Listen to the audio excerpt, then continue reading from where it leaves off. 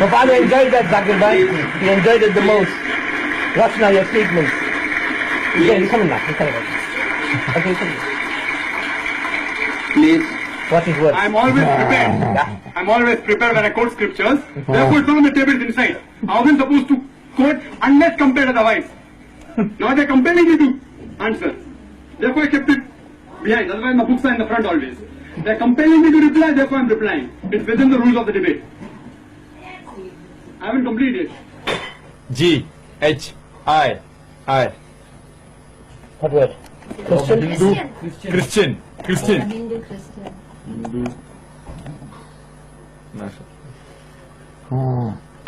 Yeah, you see the signal? That's top.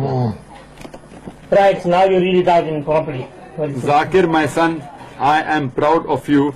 Thanks to Allah subhanahu wa ta'ala, you have made mincemeat of the Hindu, Christian and Jain. Keep up the good work. Thanks to Allah subhanahu wa ta'ala, and it was your inspiration that took me to this field. It's because of you that I've come to this field, Uncle. Jazakallah. May Allah reward you for all that I'm doing. Communicate. 1, A, have. You have. 1, A. 1, A, B, C. 1, 2, G, H. 1, 2, G, H, I. Me. 1, A, B, C, D, E, F. 40 years. 40 years?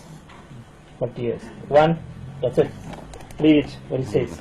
My son, you have achieved in 4 years what took me 40 years. But uncle, it was because of your 40 years hard work that was possible. Because a person makes the basement first, and that takes time, and then the building comes up. So because of your 40 years hard work that took 4 years, if it wasn't there, then I would have taken 44 years. So because of Allah has helped that we got guidance from you, that you did all this paid work and hard work for 40 years, that's possible for us to do it in just a short time. So inshallah, Allah will reward you for everything. We were all the people that love you and are doing just because of your inspiration. Give you another example to compare and show the difference between goal setting. I would like to give an example of the man, of the person who had very small means but reached the heights in his field. The man, the person who changed my life and converted me from a doctor of a body to a doctor of soul. And I'm sure you know the name of that man. He's none other than Sheikh Ahmad Deidat. Let us compare his goal setting. Sheikh Ahmad Deidat. And if you know the life history of Sheikh Ahmad Deidat, he acquired education only till standard 6. Because both his ends could not meet, he was forced to leave his education. After passing standard 6, he was forced to leave his education. A man with small means. He was forced to leave the country India where he was born. Then he goes to South Africa. He does a job of a salesman. He works in a furniture shop. He does the job of driving, etc. And while he was in South Africa, he used to constantly be harassed by the Christian missionaries, who used to tell Islam is a useless religion. It is merciless. They used to attack Islam. And because he used to get harassed, a desire came in his heart that I want to reply all the allegations against Islam made by these Christian missionaries. I want to give a fitting reply to these Christian missionaries. Imagine a man only studied to standard 6. But naturally he had faith in Allah. He strived. He stumbled across a book. Books which were lying in a room which had dust on it. He stumbled across a book by the name of Izar al-Haq, the truth revealed by Maulana Rahmatullah. And he gets the direction for his goal. That's how he started. And he strived for 40 years, till the time he challenged the stalwarts of Christianity. Imagine a 6th standard pass man strived for 40 years and challenged the stalwarts of the world. So much so that in 1986, he was about to debate Reverend Jimmy Swaggart. And at that time, in 1980s, Jimmy Swaggart was the #1 most powerful, most famous Christian televangelist. Just a few weeks before his debate, one of the fans of Sheikh Diddat told him that Sheikh Ahmed Diddat, I'm your fan, but I want to give you an advice. This man, Jimmy Swaggart, I know him. I have studied him. Please don't debate him. He will chew you and he will spit you out. Imagine a fan of Diddat giving advice to Diddat. You don't debate this Jimmy Swaggart. You don't know him, I know him. He will chew you and he will spit you out. The person who was the most famous televangelist, who owned television channels, whose budget was more than $1 million a day to keep his head above water. Our Sheikh Ahmed Diddat, mashallah. With Allah on his side, he goes to USA. In the hometown of that Christian missionary. In the country where he's famous. He goes and he has a debate. And alhamdulillah, summa alhamdulillah, with Allah's help, he turns the tables over.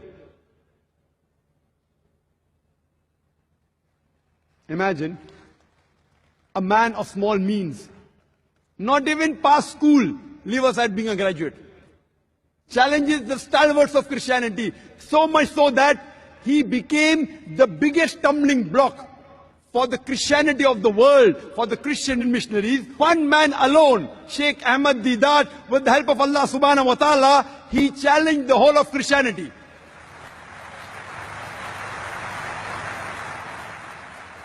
Let's analyze his goal setting. Number 1, the Islamic. Was it Islamic? Was it according to Quran and Sahih Hadith? Was it for Allah and His Rasul? But naturally it was. That's the reason he was able to achieve his goal. Number 2, was it specific? Yes. His goal was specific. I want to reply to the allegations against Islam. Specific. I want to give a fitting reply.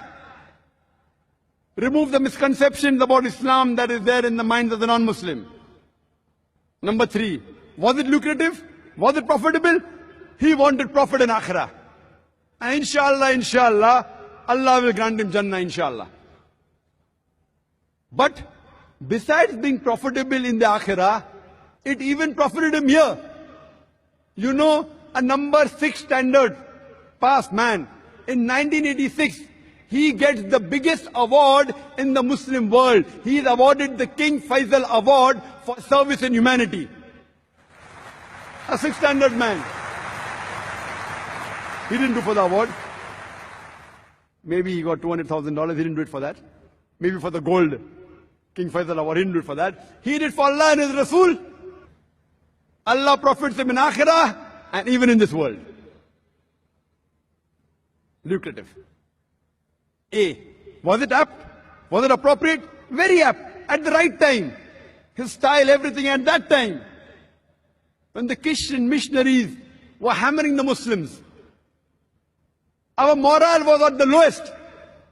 This man, Sheikh Ahmed Diddat, he inspired thousands of youngsters, including myself. We could at least raise our head and stand.